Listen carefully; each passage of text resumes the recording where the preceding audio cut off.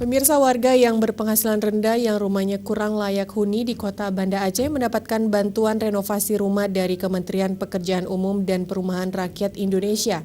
Bantuan secara suakelola tersebut akan direnovasi oleh pemilik rumah dalam bentuk uang tunai sebesar 15 juta rupiah setiap kepala keluarganya.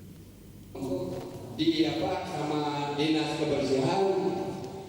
Ditemui usai mengikuti rapat dengan pendapat Komisi di DPRK Kota Banda Aceh tentang pencegahan dan peningkatan kualitas terhadap perumahan kumuh dan pemukiman di Gedung Mawardi Nurdin. Kepala Dinas Perumahan Rakyat dan Pemukiman Kota Banda Aceh Jalaluddin menyampaikan tahun 2018 Kota Banda Aceh mendapatkan bantuan renovasi rumah sebanyak 200 unit dari Kementerian Pekerjaan Umum dan Perumahan Rakyat untuk rumah kumuh yang kurang layak huni bagi keluarga berpenghasilan rendah. Setiap kepala keluarga yang sudah dinyatakan rumahnya kurang layak huni, pemerintah akan merenovasi dengan cara swakelola oleh pemilik rumah dalam bentuk bantuan uang tunai sebesar 15 juta rupiah.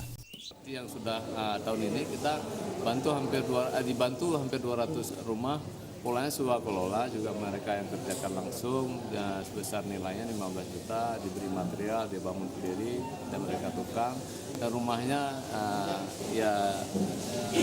diperbaiki gitu, jadi kesannya nanti bangunan-bangunannya menjadi lebih bagus dari.